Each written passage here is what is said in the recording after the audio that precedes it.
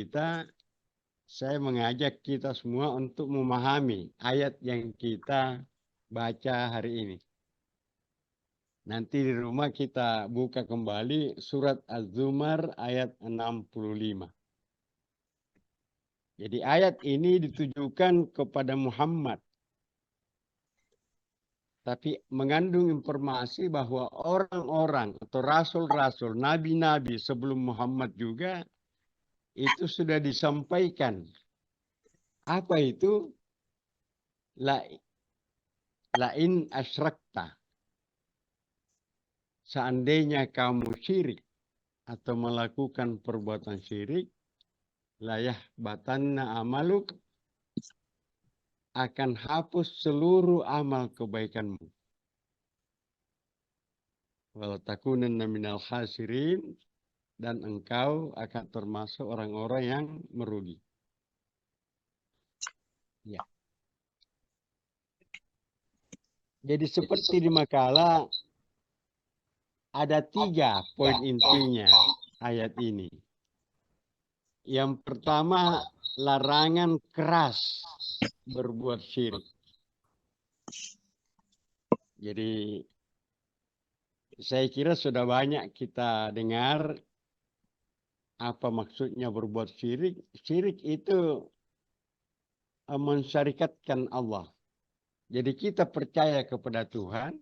Orang-orang beriman kan percaya kepada Tuhan. Tetapi juga percaya kepada yang lain selain Tuhan. Itu namanya syirik. Itu namanya syirik. Ya. Inilah yang dilarang keras.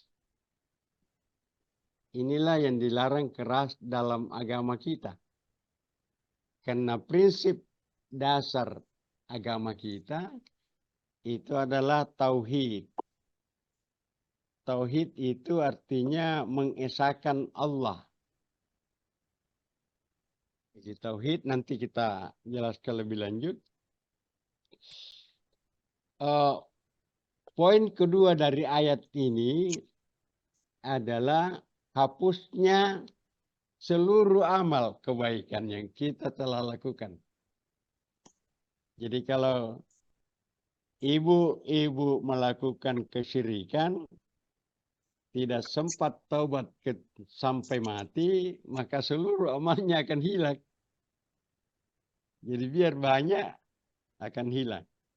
Tapi kalau kita sempat taubat sebelum meninggal, insya Allah akan utuh kembali. Akan utuh kembali. Ada yang bertanya, Ustadz, bagaimana kalau sesudah taubat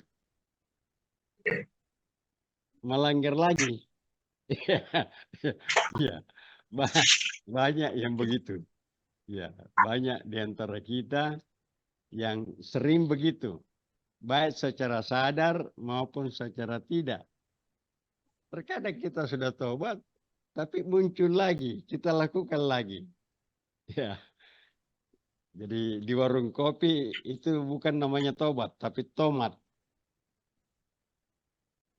Tomat itu adalah tobat sekali-sekali kumat. Ya, sekali-sekali kumat. Jadi, ini tidak boleh kita lakukan. Kalau kita bertobat, ya sungguh-sungguh kita tinggalkan dosa atau kehilapan, kesalahan yang kita sudah pernah lakukan. Ya. Yang ketiga, ayat ini mengisyaratkan bahwa siapapun yang melakukan kesyirikan pasti dia akan merugi baik di dunia maupun di akhirat. Baik di dunia maupun di akhirat. Itulah sebabnya persyarikatan sejak awal itu mengencangkan prinsip TBC. TBC itu tahayul. Tahayul itu bahagian dari syirik. Dan khurafat. Khurafat itu bahagian dari syirik. Apa itu tahayul? Ya, sudah berulang kali saya jelaskan. Kita ulangi lagi. Saya sering ambil contoh ini, seorang nelayan yang mau pergi mencari ikan, sudah pakaian rapi, keluar dari rumahnya, tapi ketemu dengan orang pincang, orang buta, dia balik. Kalau kita tanya kenapa balik, Pak? Dia bilang, "Su'lui." Tidak ketemu. Tidak ketemu rezeki katanya kalau diteruskan. Itu tahayul.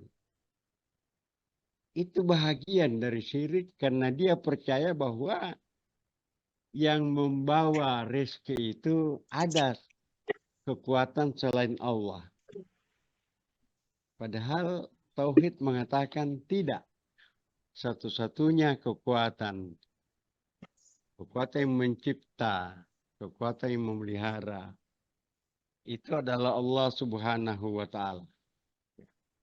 Tidak boleh kita berprinsip atau berpegangan lain. Itu sebabnya tauhid dalam Islam itu dibagi 3. Yang pertama namanya tauhid rububiyah. Yang kedua namanya tauhid uluhiyah. Yang ketiga namanya tauhid al-asma was sifat. Apa itu tauhid rububiyah, Ustaz? Tauhid rububiyah ialah kita percaya bahwa yang menciptakan alam, yang menciptakan kita semua ini adalah Allah Subhanahu wa Ta'ala. Tapi kan orang musyrik Quraisy juga percaya, Ustaz. Ya. Orang musyrik Quraisy itu percaya juga bahwa yang menciptakan dunia ini, yang menciptakan alam, yang menciptakan langit dan bumi, yang menciptakan manusia, itu adalah Allah Subhanahu wa Ta'ala. Mereka percaya. Tetapi ketika tauhid uluhiyah, tauhid penyembahan, yang dia sembah bukan hanya Allah, tetapi juga berhala. Terkenal, malah disinggung dalam ayat, Lata, Uzza, dan Manat. Itu lambang berhala yang disembah, yang diagungkan oleh orang-orang musyrik jahiliyah. Ketika ditanya, kenapa kau sembah berhala? Dia jawab, ma na'buduhum illa liyukarribuna ilallahi zulfa. Kami tidak menyembah berhala. Kami hanya illa liyukarribuna ilallahi zulfa, bermohon kepada berhala itu agar dia bisa mendekatkan kami kepada Allah dengan sedekat-dekatnya. Itu jawaban musyrik Quraisy ketika ditanya kenapa sembah berhala. Dia bilang tidak, kami tidak sembah.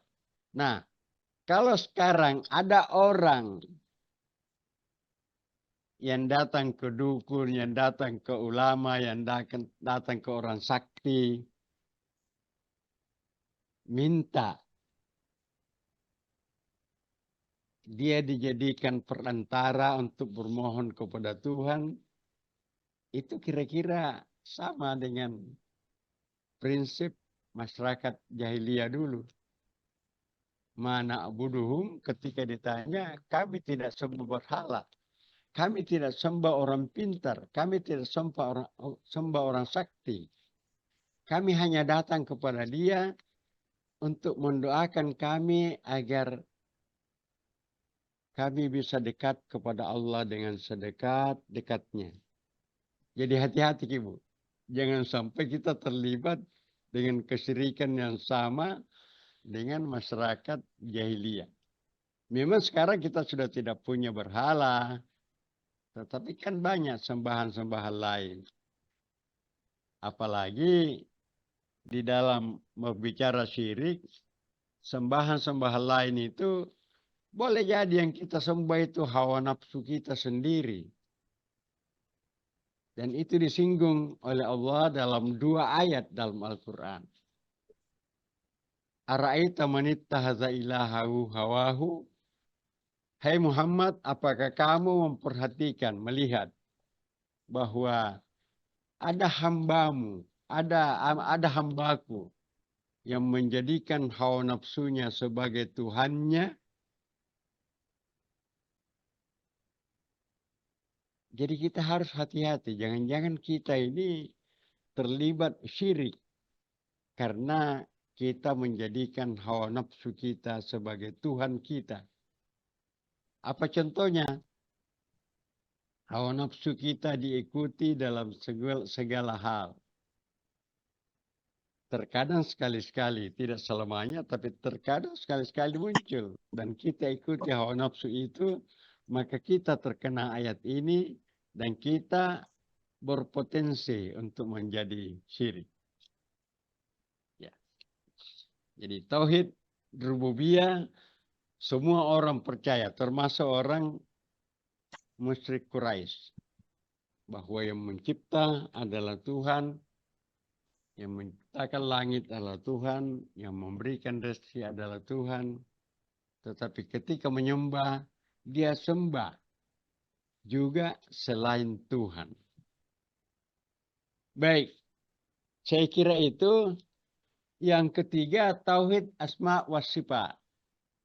Kita juga harus percaya kepada seluruh nama-nama dan sifat-sifat Tuhan.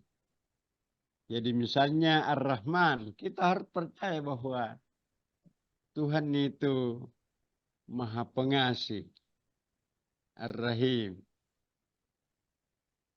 Dan 99 nama, bahkan ulama mengatakan lebih dari 99 nama itu juga sekaligus menjadi sifat-sifat Tuhan yang kita harus yakini, yang kita harus percayai.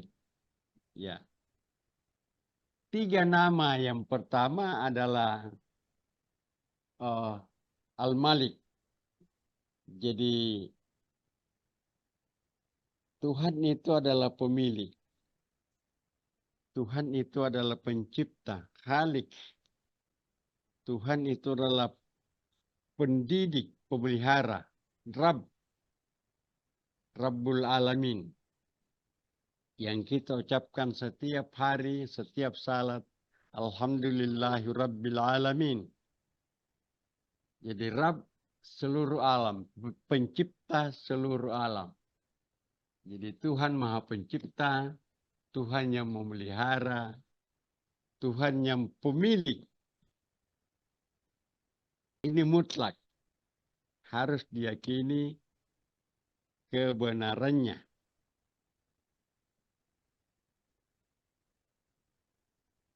Sampai di situ kita selesai dengan pengertian tauhid. Sekarang kita masuk ke tauhid sosial. Tauhid sosial itu sebetulnya kita hubungkan keyakinan kita, kepercayaan kita kepada Allah dengan action kita.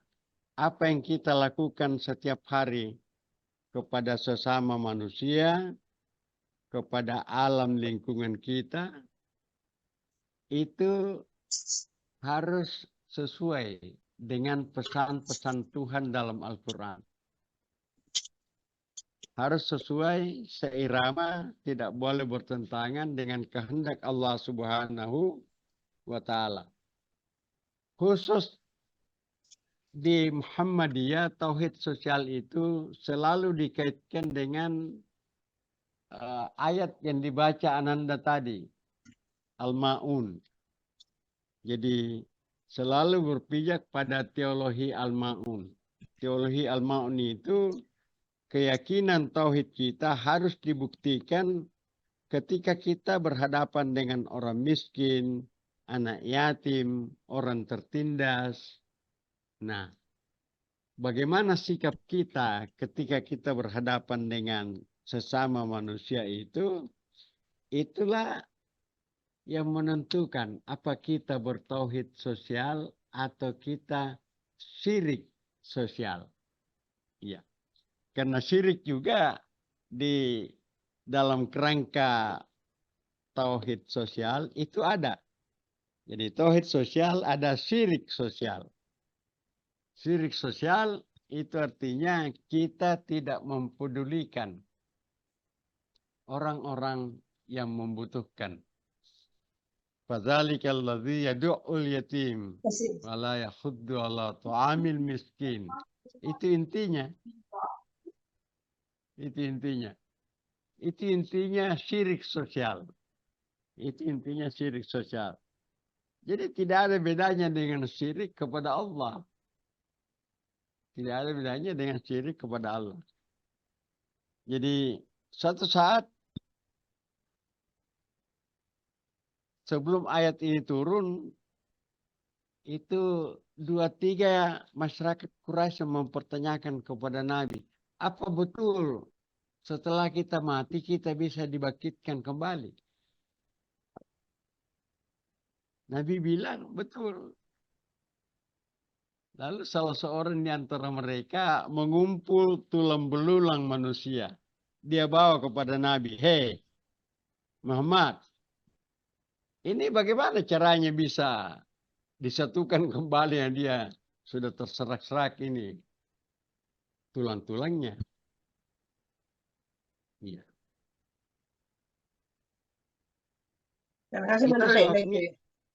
Itu sebabnya di akhir surat Yasin dia bertanya. Iya. Apa? Di mana? Kita baca di akhir surat Yasin itu, "Man yuhyil idzama wa hiya ramim." Siapa yang bisa menghidupkan kembali tulang-tulang yang sudah berserakan seperti ini?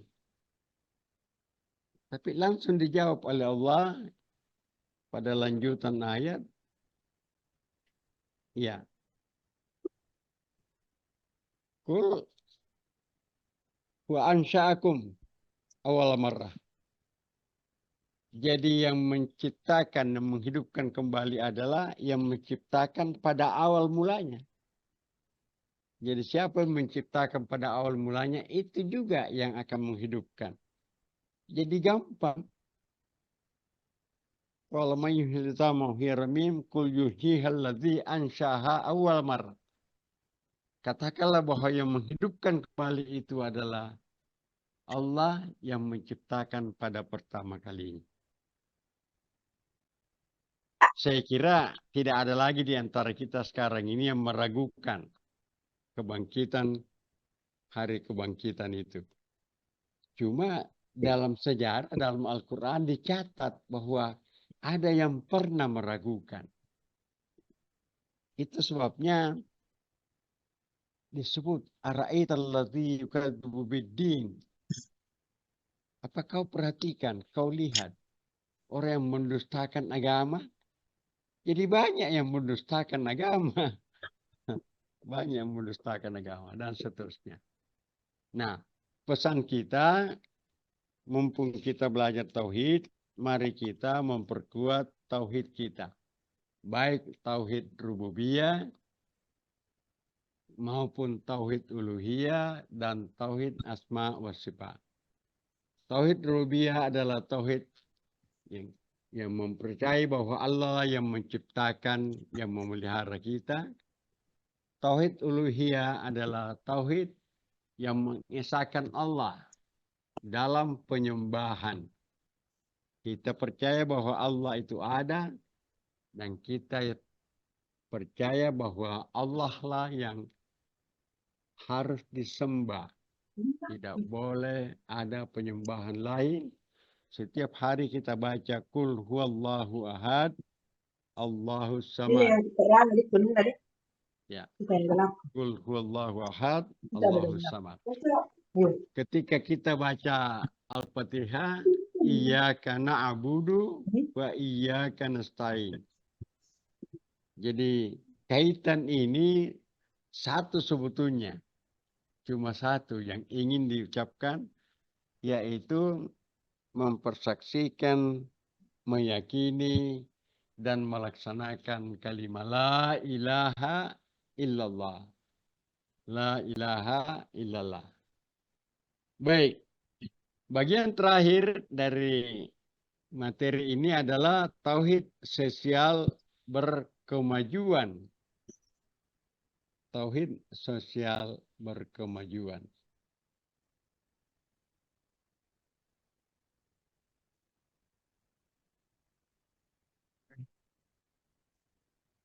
Tauhid sosial berkemajuan ini ada 3 intinya. Ada 3 karakternya. Yang pertama, kepedulian terhadap sesama dalam bentuk memperhatikan nasib fakir miskin dan anak yatim. Itu karakter pertama. Yang kedua, pembaruan dalam arti tajdid dalam bentuk di persyarikatan kita harus berpikir maju dan terbuka terhadap perkembangan sains dan teknologi. Untuk apa? Untuk mencapai kemaslahatan hidup. Dan yang ketiga, anti ketergantungan. Prinsip inilah yang mengajarkan manusia agar kita mandiri dan hanya bergantung kepada Allah Subhanahu wa Ta'ala, bukan pada sesama makhluk. Ya. Jadi apa wujudnya? Kalau kita susah, sampaikan kesusahanmu kepada Tuhan. Kalau kita gembira, bergembiralah dalam batas-batas yang diperkenankan Tuhan. Kalau kita mau berusaha mencari rezeki, libatkan Tuhan. Kalau kita berdoa, jangan lupa Tuhan. Jadi di mana-mana pun, kemanapun kita, tidak boleh ditinggalkan Tuhan. Sekarang dalam zaman modern kita ini, terkadang kita dalam sebuah kegiatan, kita tidak libatkan Tuhan. Terkadang. Termasuk banyak tokoh di antara kita yang terkadang tidak melibatkan Tuhan dalam kerja sehari-harinya. Seolah-olah Tuhan itu tidak ada. Padahal Tuhan kan harus di mana-mana. Bu Hasra. Ada suara ya? Bu Hasra. Bu Hasra. Oh, Pergi Bu Hasra. iya, mohon maaf. Tadi saya tak iya, mohon maaf. Dengar. Iya. Dengar. Iya. Jadi itu pesannya sebetulnya. Tauhid sosial itu pesannya adalah libatkanlah Tuhan dalam seluruh kegiatan kita. Bukan hanya kegiatan ibadah dan doa. Tapi dalam seluruh kegiatan kita, apapun yang kita lakukan. Susah, senang, gembira. Itu kita libatkan Tuhan. Jangan pernah meninggalkan Tuhan. Nanti diingat ketika kita mau berdoa atau ketika kita susah. Ya, tentu Tuhan bertanya loh, kok selama ini tidak diingat? Nah, nanti berdoa baru diingat dan seterusnya. Saya kira itu intinya kita punya pengajian dan karena ini pimpinan, tentu kita harapkan banyak masukan, banyak pertanyaan untuk kita diskusikan bersama. Kalau saya tidak tahu, saya akan katakan tidak tahu, nanti cari lagi. Dan kalau kita tahu, kita jelaskan bagaimana bagaimana bagusnya, bagaimana baiknya. Baik, silakan Ibu Moderator. Nasrun minallah fatun karim awasminin. Assalamualaikum warahmatullahi wabarakatuh. Terima kasih banyak, Prof. Allah wabarakatuh. Bapak Ibu sekalian, tentunya apa yang kita dengarkan bersama pada pagi hari ini terkait dengan tauhid sosial tentu sangat mencerahkan bagi kita semua di mana bahwa selain ada tauhid sosial tentunya ada yang disampaikan tadi oleh Prof bahwa ada juga yang disebut dengan syirik sosial. Oleh karena itu, untuk memperkaya kajian kita pada pagi hari ini, maka saya memberikan kesempatan kepada ibu-ibu sekalian yang ingin melakukan klarifikasi ataukah mungkin ingin mempertanyakan banyak hal yang sampai pada detik ini belum kita pahami bersama terkait dengan tauhid. Di mana oleh Pak Prof tadi telah dikaji, telah disampaikan kepada kita semua bahwa ada 3 bentuk tauhid, ada tauhid rububiyah, ada tauhid uluhiyah, dan tauhid asma wa sifat yang kemudian tentunya berharap kita akan melahirkan yang disebut dengan tauhid sosial yang mana kita harus peduli kepada sesama manusia. Saya silahkan kepada ibu-ibu sekalian yang ingin bertanya ataukah menyampaikan beberapa hal. Silahkan Ibu. Tabe Ibu silahkan raise hand kalau ada yang mau bertanya atau langsung saja bicara. Izin bertanya, Silakan Bu. Ibu Samsia ya. dari PD Agua, silakan Bu. Oh ya, terima kasih. Assalamualaikum warahmatullahi wabarakatuh. Waalaikumsalam warahmatullahi wabarakatuh. Tabe, Prof, Iya. tadi ada disampaikan bahwa ada tauhid sosial berkemajuan. Ya, Itu ada intinya 3. ya. Ini karena tadi ada sehingga kami tidak semua mendengarkan yang ketiga, terutama yang kedua, Prof. Kalau bisa diulang karena yang kami sempat catat yang pertama dengan yang ketiga, yang keduanya itu, Prof, untuk tauhid sosial yang berkemajuan. Terima kasih. Ya. Saya lanjut jawab Bu yang Ya langsung aja Prof. ya. Ini makalahnya bisa di-share, dibagikan. Oh ya, siap. Yang pertama Sudah ada kan, di grup Prof. Oh yang ya. sehingga bisa dibaca secara berulang-ulang dan bisa dipahami. Jadi tauhid sosial berkemajuan itu 3 karakternya. Yang pertama kepedulian terhadap sesama. Sudah tadi. Yang kedua Ya. harus ada tajdidnya. Karena itu Oh. Muhammadiyah kan. Tajdid itu artinya orang Muhammadiyah itu harus berpikir maju. Harus Ya. menerima perkembangan ilmu pengetahuan dan teknologi. Tetapi dalam kerangka kemaslahatan hidup. Dalam kerangka kemanfaatan. Dan yang ketiga harus anti ketergantungan. Ketergantungan itu kan syirik namanya. Ya. Ya. Itu yang mengajarkan kita agar kita bisa mandiri dan hanya bergantung kepada Allah. Saya ulangi, hanya bergantung kepada Allah, bukan kepada sesama makhluk. Karena kalau kita bergantung kepada sesama makhluk, bukan lagi Allah Samad. Padahal kita akan baca, Qul huwallahu ahad, Allahus samad.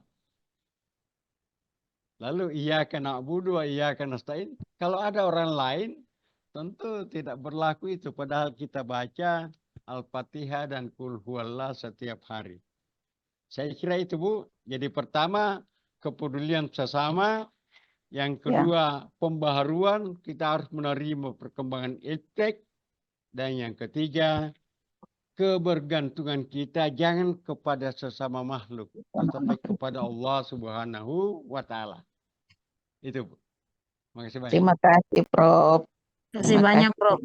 Ya. Jadi saya kira tadi sudah jelas Ibu Samsia dari Prof bahwa 3 hal dalam tauhid sosial tadi yang telah dijelaskan dan yang ketiga ini yang sangat penting untuk kita pahami bahwa kita tidak dibolehkan untuk menggantungkan diri selain kepada Allah. Dan inilah yang kadang-kadang banyak dilakukan oleh sebahagian orang yang mengaku beragama Islam. Selanjutnya saya silahkan kepada Ibu Muslihati juga dari PDA Goa. Silahkan Bu. Iya, terima kasih. Mohon izin, Prof. Iya, Assalamualaikum warahmatullahi wabarakatuh. salam. Yang ingin saya tanyakan, Prof, masalah itu tadi ada dibahas meminta didoakan. Ya. Kadang, Prof, bagaimana itu? Kadang mengatakan doakan nggak nah itu, Prof.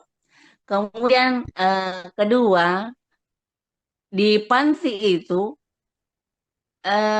terkadang banyak orang datang membawa sumbangan dengan berharap minta Doa. didoakan. Minta didoakan sama anak-anak panti, Prof. Iya. Itu. Dan tidak sedikit kadang orang mengatakan bahwa kepada contoh ustadz atau kiai, karena menganggap mungkin bahwa ustadz ini maksudnya itu lebih doa-doanya itu makbul, apa Prof? Saya mengatakan, Ustadz minta Kak didoakan Ustadz, mudah-mudahan bla bla bla bla bla.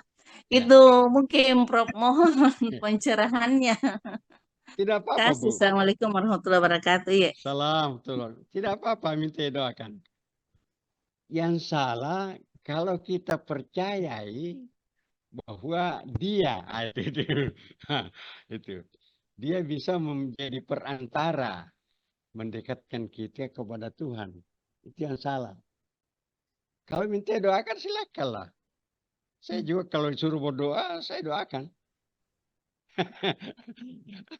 Tapi kan ibu tidak percaya bahwa saya seperti Tonto Salamaka akan menyampaikan itu kepada Tuhan dan saya menjamin bahwa saya bisa mendekatkan ibu kepada Tuhan. Tidak kan? Tidak. Karena berdoa dalam Islam itu kan jelas. Idza sa'alaka ibadi anni fa inni qarib ujibu da'watad da'i idza da'an falyastajibu li wal yu'minu bi. Dan itu ya. Jadi kalau hambaku bertanya tentang aku, katakan saya dekat.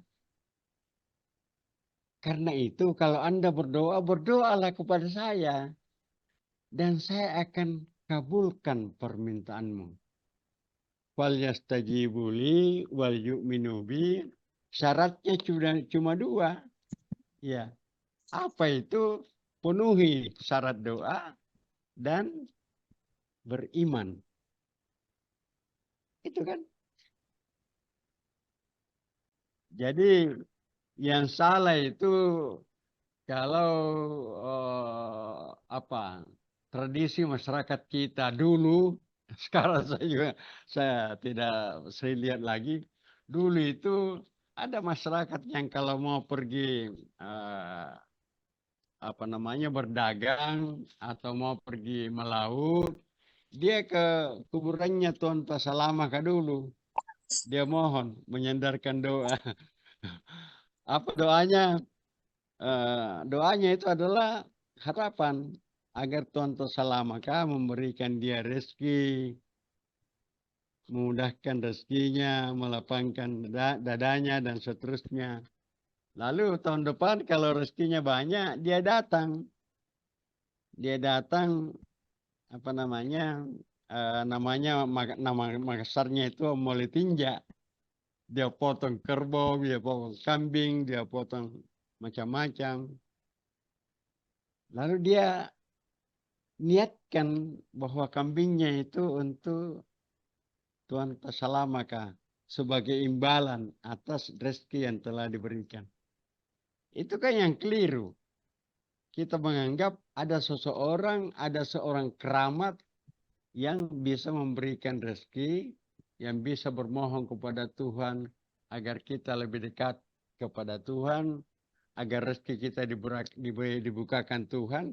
Kenapa bukan kita yang minta sendiri? Padahal Tuhan sudah jamin.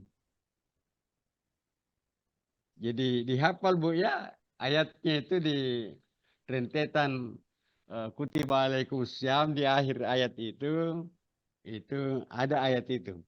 Idza sa'alaka ibadi anni fa inni qarib. Uji Iya. budak awat. Uji budak watada. Saya perkenankan permohonannya orang yang bermohon. Itu janji Tuhan. Fal yastajibu li wal yu'minu bi. Penuhi syarat-syarat doa itu dan beriman kepada saya. Insya Allah saya penuhi. Itu. Jadi orang datang bawa sumbangan ke panti, lalu dia minta doakan saja, tidak apa-apa Bu. Dia kan tidak yakin bahwa ibu seperti peranannya Contoh Salama kan. Ini banyak di antara kita yang minta doakan sambil mempercayai bahwa Ustadz Kiai itu bisa berperan seperti Contoh Salama. Saya kira itu Bu Muslihat ya. Ya. Ya. Iya. Terima kasih banyak Bu. Terima kasih banyak, Prof. Ya. Terima kasih Ibu Muslihati. Apakah masih ada dari ibu-ibu yang mau bertanya? Karena saya tidak melihat ini yang raise hand. Ini tadi orang gua semua ini. Iya, ya, Prof.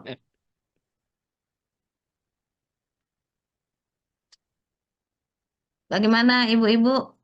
Saya Bu Aisyah. Ya, silakan Bu Rektor. Baik. Assalamualaikum warahmatullahi wabarakatuh.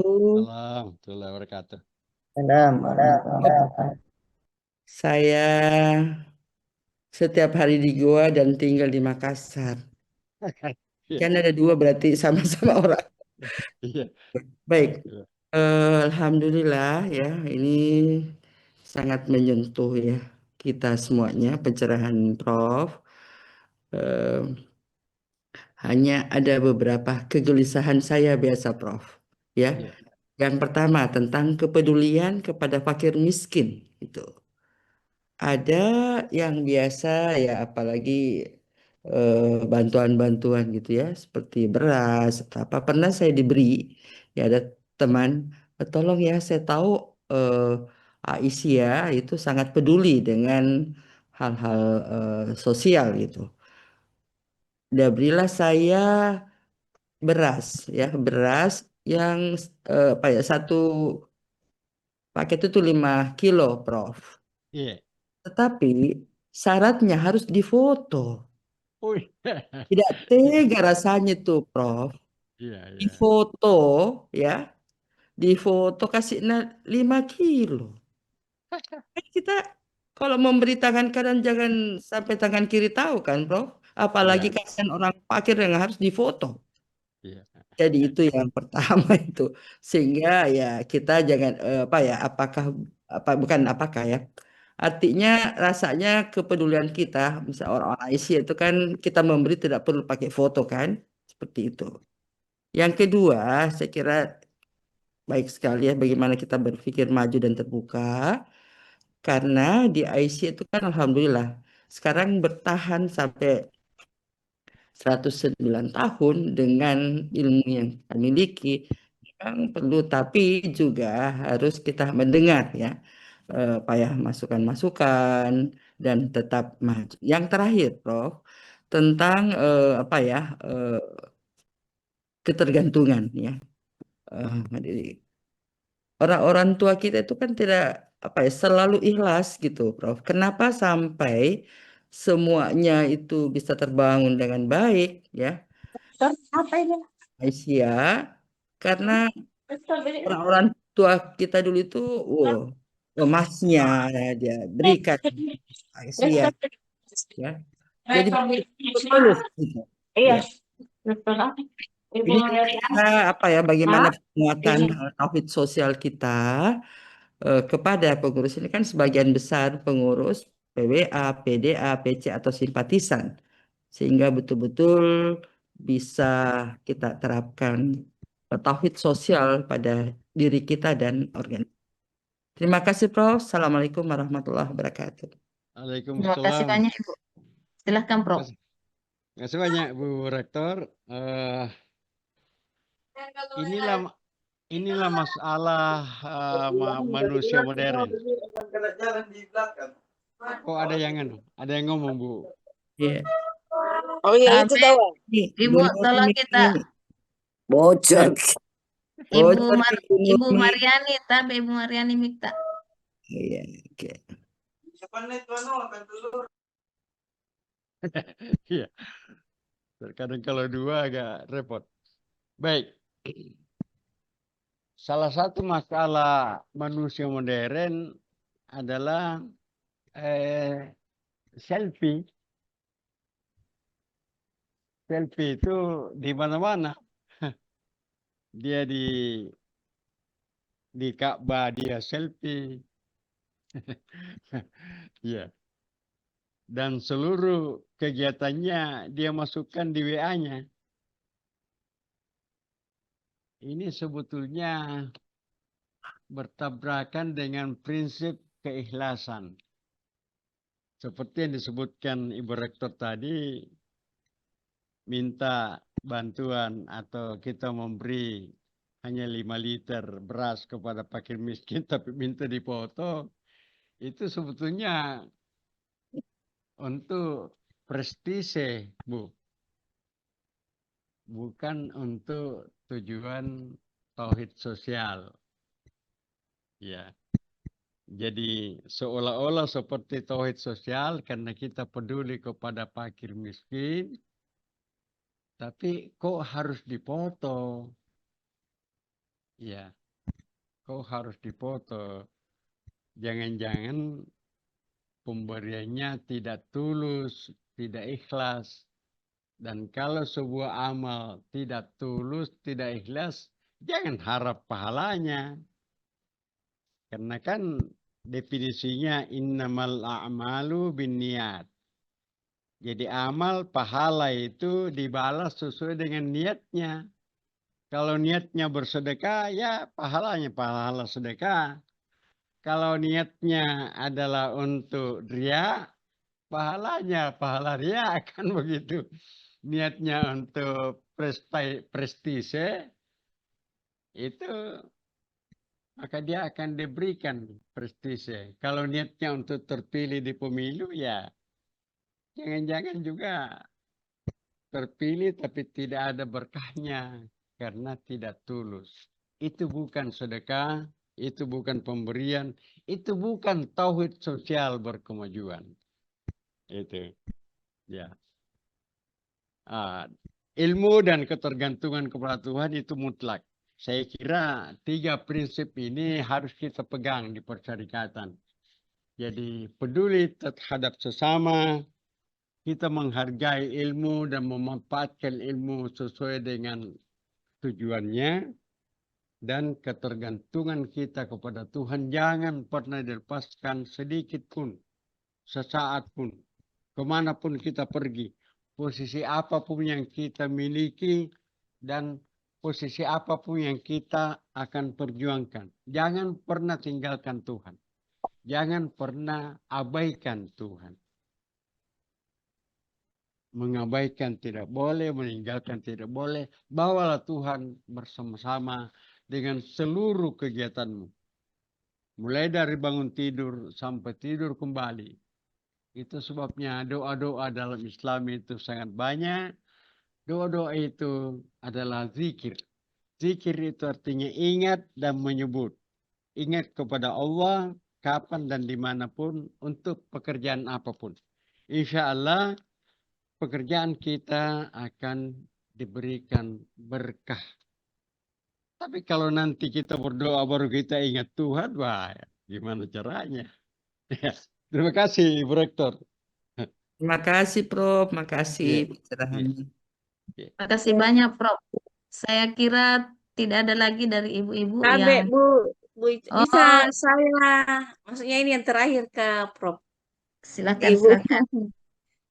Tabe, mohon maaf, Prof. Iya. Ibu-ibu sekalian, saya ingin maksudnya apakah itu bertanya itu bagaimana masalah tauhid sosial yang berkemajuan tentang foto, Prof, memfoto suatu kegiatan. Iya. Terkadang, Prof, Tabe, tupoksi saya adalah penyuluh. Ya, Di kepenyuluhan atau di pelaporan itu, kami selalu dituntut untuk membuat laporan bukti autentik itu berupa foto, Prof. betul. Nah, sebenarnya ini adalah suatu gejolak jiwa hati. Di satu sisi itu tadi, Prof, bahwa dengan foto itu siapa tahu ada yang kayak ada real bagaimana itu, Prof. Tapi kan itu semua kembali ke malu biniat. Betul. Sementara di satu sisi kami dituntut untuk melaporkan semua kegiatan dalam berbentuk foto. Ya, Iya, ini kami tidak bisa hindari ini, Prof. Sehingga di setiap kegiatan kami harus melaporkan ke Facebook, ke WA, ke TikTok, dan lain sebagainya. Itu pertama, Prof. Kemudian di Aisyah, terkadang terkadang kita juga diminta foto kegiatan.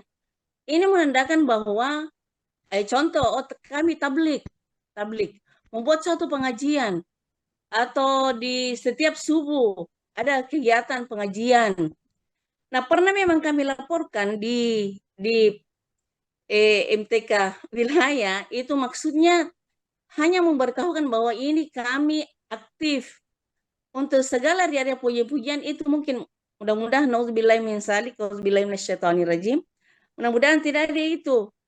Nah, pernah itu di WA kami juga merasa, apakah saya salah ini melaporkan, karena dikatakan di situ bahwa mari kita berbuat dengan secara hati. Oh, apakah kami tidak usah mengirim kegiatan bahwa kami di cabang ini ada pengajian begini, maksudnya begitu, Prof. Tetapi itu mudah-mudahan lagi terhindar daripada ria-ria. Bagaimana itu, Prof? ya.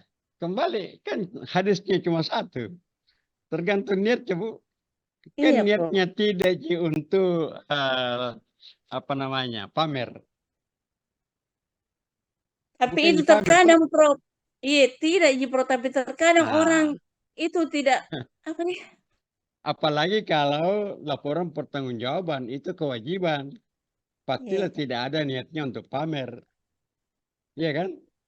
Jadi iya, berbeda itu. Dan ibu bisa rasakan yang mana yang pamer, yang mana yang kewajiban. Kan bisa rasakan. Kalau laporan iya. pertanggungjawaban minta foto, silakanlah dimasukkan. Tidak apa-apa. Saya juga kemarin waktu dikirimi saya apa namanya, foto saya yang dipasang untuk tablik hari ini, pengajian hari ini, saya bilang ini alhamdulillah Aisyah sudah sangat maju. Mohon maaf ya Ketua Aisyah. Aisyah sudah sangat maju karena sudah memasang foto penceramah, temanya dan undangannya. Tapi itu kan niatnya bukan untuk pamer. Bisa dibedakan kan? Jadi niat itu kan dalam hati, Bu. Boleh jadi godaan setan mengarahkan kita sedikit ke pamer. Iya. Tapi ketika ibu rasakan itu segera tarik kembali. Bahwa itu adalah laporan pertanggungjawaban. Dengan demikian, ibu bisa terbebas dari pamer. Pamer itu ria. Ria itu nggak ada apa-apanya. Jadi harus dihindari. Ini apa namanya? Perjuangan hati ini sebetulnya. Ya, perjuangan hati. Cuma karena banyak anak-anak kita, anak-anak muda kita sekarang apa-apa di selfie, apa-apa di foto, dimasukkan di WA, di TikTok, di macam-macam. Itu sukar untuk menghindari pamer. Tetapi saya kira seorang Aisyah ketika bikin itu niatnya tidak ada pamer. Jadi ketika saya melihat foto saya dipasang, saya bilang mudah-mudahan saja Ibu Ketua Aisyah dan seluruh komponen tidak meniatkan bahwa ini dipamer fotonya Prof. Kadir begitu. Iya, untuk laporan, Prof. Untuk laporan. Untuk Iya, laporan itu kewajiban. Jadi harus. iya, Prof. Silakan, silakan. Jadi tidak seluruh foto yang dipasang itu ria. Tergantung niatnya. Sekali lagi, tergantung niatnya. Jadi luruskan niatmu ketika mengerjakan atau menjelang mengerjakan segala sesuatu. Insya Allah akan berkah. Akan berkah. Ingat Bu, niat itu terkadang dipengaruhi oleh, ada dua yang mempengaruhi. Yang pertama nafsu, yang kedua setan. Nafsu itu dari dalam, setan itu dari luar.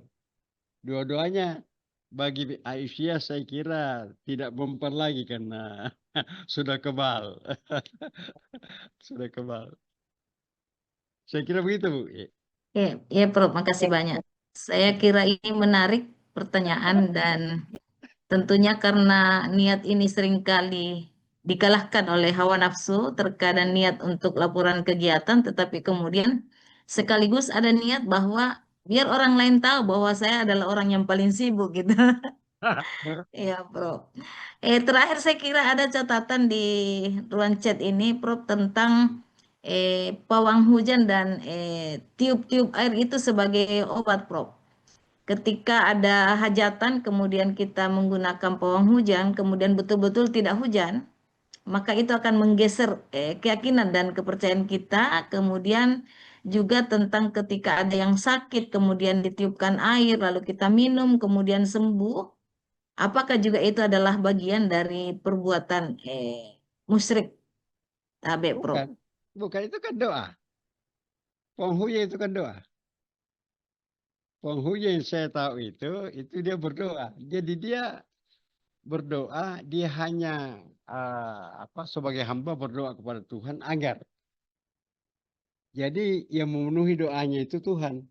Yang tidak menurunkan hujan itu Tuhan.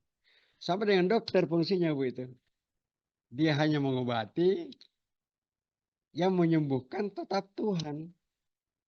Jadi tidak boleh kita percaya bahwa dokter yang menyembuhkan.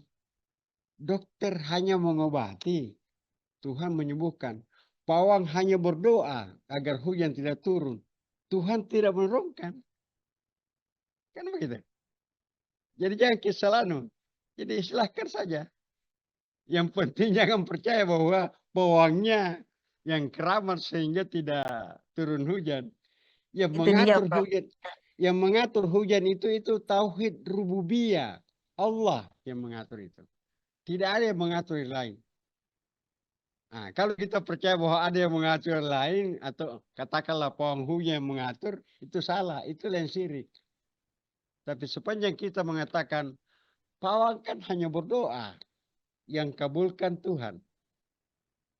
Dokter hanya mengobati, yang sembuhkan Tuhan. Itu prinsipnya kita. Iya, Bu, ya? Oke. Iya. Saya kira itu Ibu yang tadi bertanya melalui room chat. Saya kira tidak ada lagi pertanyaan dari ibu-ibu sekalian. Air, tiup-tiup Ibu, air rukun. Iya. iya, tiup-tiup air, Prof. Saya kira tadi Pak Prof sudah menyampaikan bahwa tidak ada perbedaan antara tiup-tiup air dengan obat yang diberikan oleh dokter. Jadi Ya. tergantung kemudian kepada keyakinan kita. Dokter saja saya kira ketika kita berobat kemudian minum obatnya dan sembuh, lalu kita tidak mengucapkan alhamdulillah, tapi kita mengatakan andai saya tidak minum obat itu mungkin saya sudah sekarat itu. Saya kira itu Nah, tadi. Atau mungkin ada betul. tambahan, Prof. Terima kasih banyak, Prof. Iya. Ini Gimana? dari Bu Hartini. Sudah tepat ya. Tepat. Izin, Prof, izin bertanya, Bu Ais. Ya, silakan Bu ini. Silakan, Bu, silakan. Saya Ya, Bu. silakan Bu Ina.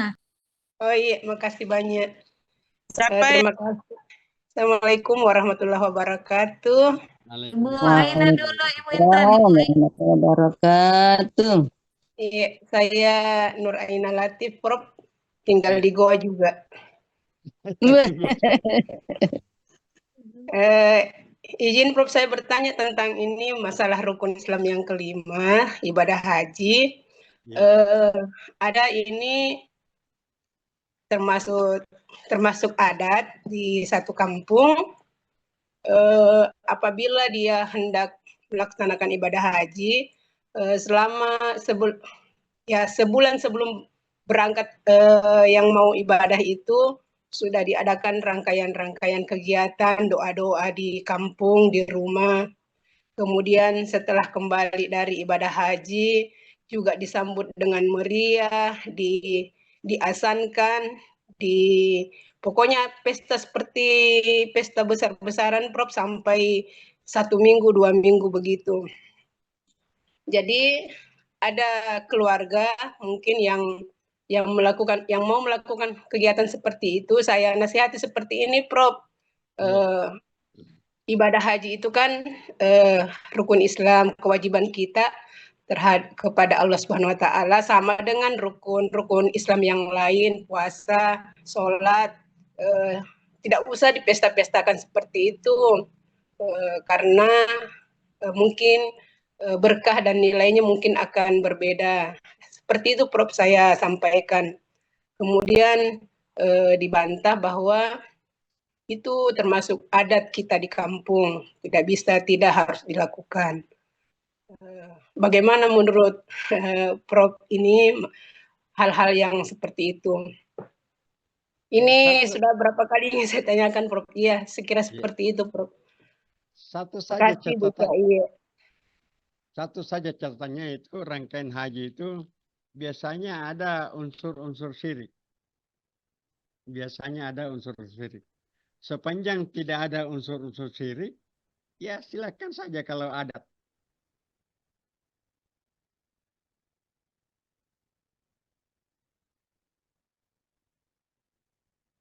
Adat kan bisa diterima 5 hal kan begitu. Salah satu hal yang paling pokok dan biasa terjadi dalam ibadah haji itu adalah syirik. Pasti ada tahayulnya, Bu. Pasti ada khurafatnya itu. Biasa kalau apalagi kalau sudah bikin nasi, baca-baca doa macam-macam. Berdoa boleh, tapi kan tidak harus dengan nasi di depan. Langsung saja kepada Tuhan. Hilang suara. Langsung saja kepada Tuhan. Ya. Ya, jadi sepanjang tidak mengandung unsur-unsur syirik, silakan lakukan. Yang saya lihat, yang saya sering periksa dalam penelitian teman-teman anak-anak kita, itu selalu saja adat istiadat itu ada unsur-unsur syiriknya. Selalu. Itu sebabnya bagus saran ibu yang menyarankan lebih bagus tidak dilakukan. Lebih bagus tidak dilakukan. Kalau ada orang Asia atau orang Muhammadiyah yang melakukan itu, ya itu keterlaluan itu.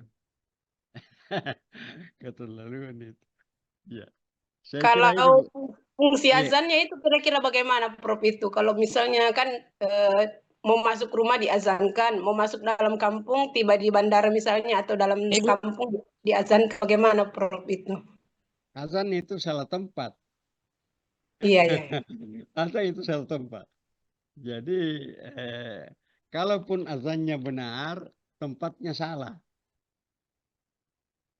Padahal kita kan hanya diminta untuk azan ketika mau salat.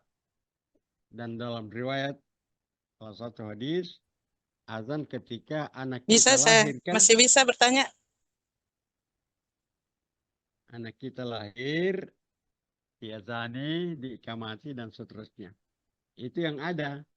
Kalau menjelang haji, pulang dari haji, itu tidak ada. Tidak ada perintah. Jadi salah tempat. Kira-kira begitu. Iya. Silakan, Bu, silakan. Ya, terakhir saya kira Ibu. Terima kasih. Ya, terakhir Ibu Intan, saya persilahkan. Terakhir, Bu. Silahkan, Bu Intan. Bisa, bismillahirrahmanirrahim. Wabarakatuh. Didengar suara saya, Ibu? Ya, dengar. Kedengaran, Bu. Silahkan. Alhamdulillah. Alhamdulillah tadi menjelaskan tilawah Quran dan tartil itu adalah mentadaburi Al-Quran. Yang saya mau tanyakan, Prof, mentadaburi ayat-ayat kauniyah atau tadabbur alam. Ini Pak Prof, karena apa kaitannya dengan itu tadabbur, mentadaburi Al-Quran.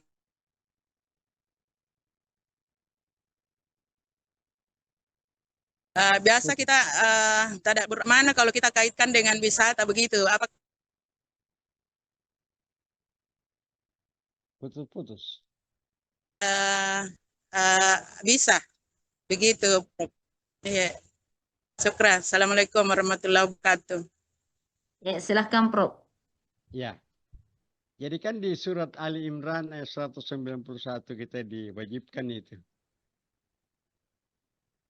Inna fi khalqis samawati wal ard wa ikhtilafil laili wan nahar la ayatin liulil albab. Alladzina yadhkuruna Allaha qiyaman wa qu'udan wa ala junubihim. Itu zikir. Wa yatafakkaruna. Jadi tafakkur fi khalqis samawati wal ard. Jadi kita memang diwajibkan untuk mentadabburi alam. Kalau persoalannya dalam kaitan rangkaian dengan wisata, tidak apa-apa. Yang penting tadabbur itu kan 3 intinya. Yang pertama qiraah, baca dulu ayatnya. Yang kedua tilawah, yang kedua apa? Tartil, pahami, pilih-pilih ayat itu lalu kita pahami. Dan yang ketiga tilawah, Tadarrus. aksi. Tilawah itu bukan tadarus. Tilawah itu memahami dan menjadikan ayat itu sebagai panduan pedoman dan melakukan dalam bentuk aksi nyata. Jadi jangan misalnya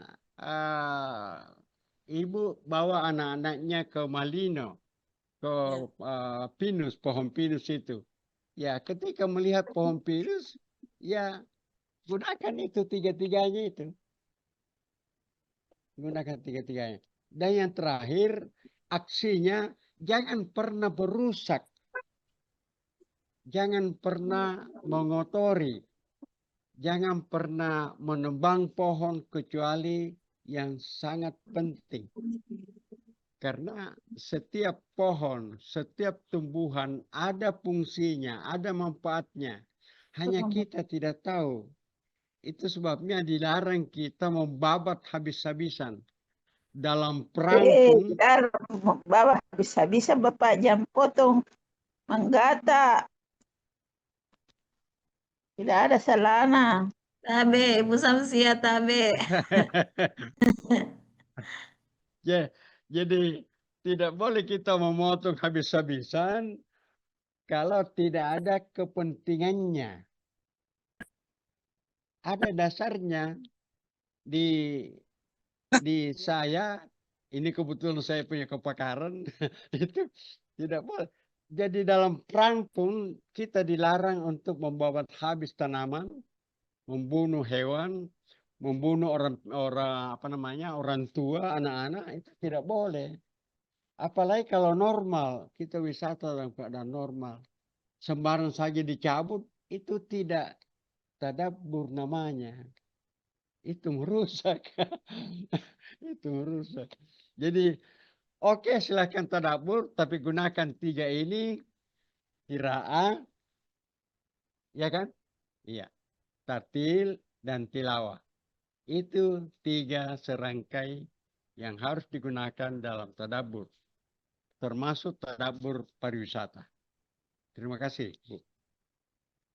Terima kasih banyak, Prof. Saya kira Tapi banyak ini biasa intan sudah jelas. Tabe, Bu masalah Intan. tilawah. Ini tilawah banyak yang mengartikan bahwa tilawah itu seni baca Quran, Pak Prof. Sehingga ada namanya musabakat tilawatil Quran. Iya. Tilawah itu seni baca Quran. Itu riwayatnya. Kenapa disebut musabaqah tilawatil Quran? Ada harapannya bahwa karena kita baca ayat-ayat Tuhan, kita tidak sekedar baca, tetapi harus dipahami dan yang lebih penting harus diamalkan. Jangan sampai di musabaqah tilawatil Quran ada aksi-aksi, ada perbuatan-perbuatan yang bertentangan dengan kata tilawah itu. Tilawah itu pengamalan dari makna ayat Al-Quran. Itu harapannya dari awal kan. Musabaqah pertama kan di Makassar, Bu. Jadi dulu itu heboh di koran kan begitu. Nah, kalau sekarang pemanfaatannya salah, mari kita luruskan. Mari Aisyah luruskan bahwa musabaqah tilawatil Quran itu bukan hanya memperlebakan baca, tajwid, lagu, tetapi yang paling penting adalah memahami maknanya dan mengamalkan apa keinginannya Al-Quran itu. Itulah sungguhnya tilawah. Terima kasih, Bu. Ya. Terima kasih banyak, Prof. Saya kira itu, Bu Intan. Terima kasih banyak, Bu Aisyah. Makasih banyak. Makasih banyak, Bu Intan. Baik, ibu-ibu sekalian, saya kira bahwa untuk sesi tanya jawab untuk pengajian kita pada pekan ini, pada pagi hari ini kita cukupkan dengan beberapa pertanyaan yang telah kita simak bersama dan telah dijawab dengan baik oleh Prof sebagai narasumber kita pada pagi hari ini. Oleh karena itu, sebelum menutup kegiatan kita, maka mari kita mempersilahkan Ibu Ketua Pimpinan Wilayah Aisyah Sulawesi Selatan untuk memberikan sambutan atau beberapa pesan-pesan untuk kita semua sebagai anggota Aisyah. Saya silakan kepada Ibu Dr. Mahmuda MPD. Silakan Ibu. Alhamdulillah, terima kasih banyak Ibu Dr. Aisyah. Assalamualaikum warahmatullahi wabarakatuh. Alhamdulillahirrabbilalamin. Wassalatu wassalamu ala rasulillah nabina Muhammadin wa ala alihi wa sahbihi ajma'in. Asyhadu an la ilaha illallah wa asyhadu anna Muhammadar Rasulullah. Raditu billahi rabba wa bil islami dina wa bi Muhammadin nabiyya wa rasula la haula wa la quwata illa billahil aliyyil azim. Pertama-tama tak henti-hentinya mari kita mengucap syukur alhamdulillahirrahmanirrahim kepada Allah Subhanahu wa taala karena atas limpahan rahmat, hidayah, taufik, inayah dan karunia-Nya sehingga di kesempatan yang luar biasa ini tepatnya pada tanggal 26 Safar 1448 Hijriah berdasarkan kalender Hijriah Global Tunggal yang bertepatan pula pada tanggal 9 Agustus 2026 Miladiah dalam rangka menjaga dan memelihara kedekatan kita kepada Allah Subhanahu wa taala, taqarrubullah melalui kajian yang luar biasa yang disampaikan oleh Bapak Profesor Dr. Andi Kadir Gasing, HTMS, yang dimoderatori oleh Wakil Sekretaris MTK PWA Sulawesi Selatan, Ibu Dr. Aisyah BM. Karena itu selawat dan salam mari kita sampaikan kepada Nabi Muhammad SAW. Kita bertiga sekali lagi yang Wakil Ketua Pimpinan Wilayah Muhammadiyah Sulawesi Selatan, Pak Profesor Dr. Andi Kadir Gasing, PNS. Luar biasa Prof materinya, ini materi untuk pimpinan yang dalam hal ini ujian Irfani. Terkhusus masuk pada bagaimana tauhid sosial dalam perspektif Islam berkemajuan. Yang saya hormati juga teman sejawat pimpinan wilayah Aisyah Sulawesi Selatan, Ketua Sekretaris Majelis Lembaga Pimpinan Wilayah Aisyah Sulawesi Selatan, Ketua Sekretaris Pimpinan Daerah Aisyah Sulawesi Selatan, Pimpinan Cabang, Pimpinan Ranting, Amal Usaha, serta simpatisan yang menyiapkan waktunya untuk bergabung mengikuti pengajian Gerakan Perempuan Mengaji. Sekali lagi selawat dan salam mari kita sampaikan kepada Nabi Muhammad SAW. Ternyata bermuhammadiyah, beraisyah ini memang sebuah pilihan yang luar biasa. Nah, ini dibuktikan oleh kajian kita, ternyata bermuhammadiyah, beraisyah bukan sekadar tampil beda, tapi dirunut oleh Prof kaitannya dengan tauhid, tauhid rububiyah, tauhid uluhiyah, dan tauhid sifatiyah. Yang ini sebagai ilmu yang harus kita pedomani sehingga mengantar kita innama a'malu binniyah, jadi niat kita semata-mata taqarrub ilallah. Dan aplikasinya tauhid sosial yaitu dalam surat Al-Maun.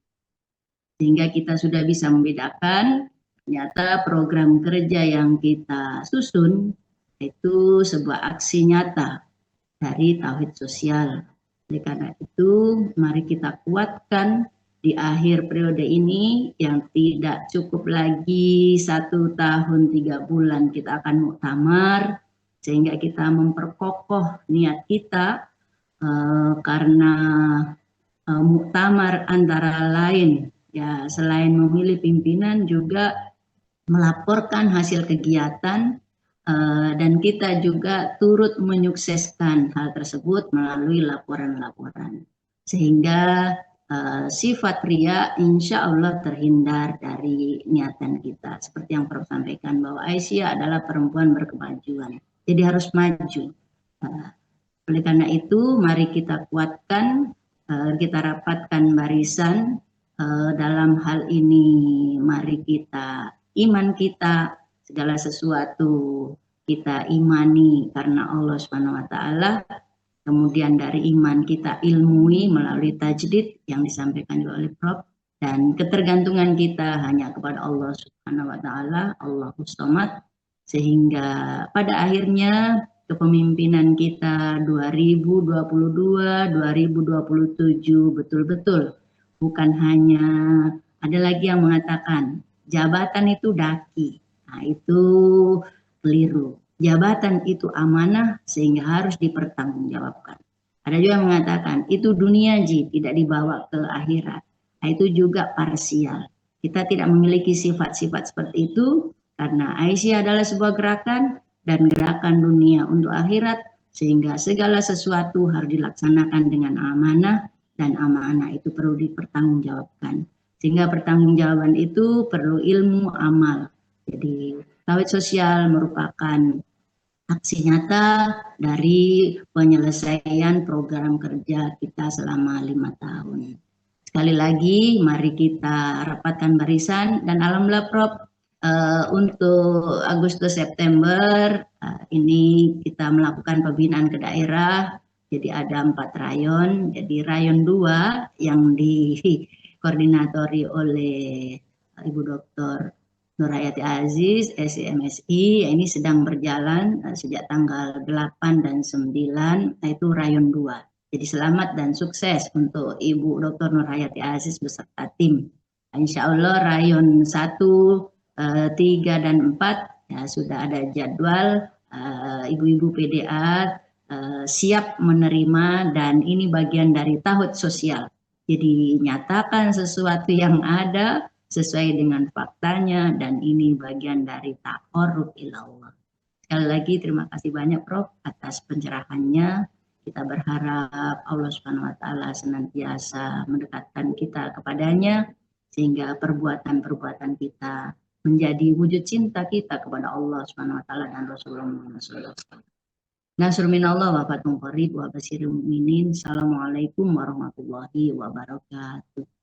Waalaikumsalam warahmatullahi wabarakatuh. Terima kasih banyak Ibu Ketua Pimpinan Wilayah Aisyah Sulawesi Selatan atas sambutan dan pencerahannya pada pagi hari ini. Bapak dan Ibu-ibu sekalian yang saya hormati dan saya banggakan, demikian pengajian kita pada hari ini. Mudah-mudahan apa yang telah kita terima dan kita dengarkan bersama terkait dengan pembahasan tentang tauhid kemudian menjadi dasar pondasi bagi kita semua bahwa tauhid itu adalah merupakan satu aspek dalam ajaran Islam yang menjadi fundamental yang kemudian itu sangat tergantung pada niat yang ada dalam diri kita. Tetapi niat itu kadang didominasi oleh hawa nafsu sehingga kadang niat yang baik itu bergeser menjadi sesuatu yang kemudian menjadi kita riya. Oleh karena itu, mari sama-sama kita kemudian memahami dan mendalami bersama agar supaya kita tidak menjadi orang yang merugi seperti yang dikatakan oleh Prof tadi, bahwa orang yang merugi itu adalah segala amal pahalanya dihapus oleh Allah Subhanahu wa taala. Maka mari senantiasa kita beristighfar, senantiasa bertobat agar supaya apa yang telah kita lakukan dalam kehidupan kita ini betul-betul menjadi pahala yang kemudian akan menolong kita di hari kemudian nantinya.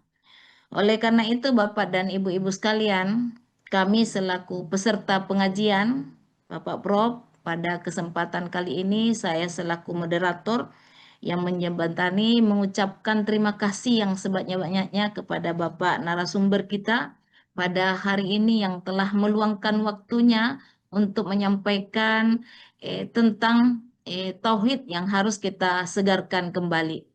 Sekali lagi terima kasih banyak Prof dari beberapa peserta yang hadir. Ada selain dari PWA, ada beberapa PDA, ada Goa, Selayar, Sopem, Bantaeng, Sidrap, Pindrang Wajo, dan Pangkep, dan mungkin masih ada yang saya tidak sempat sebutkan.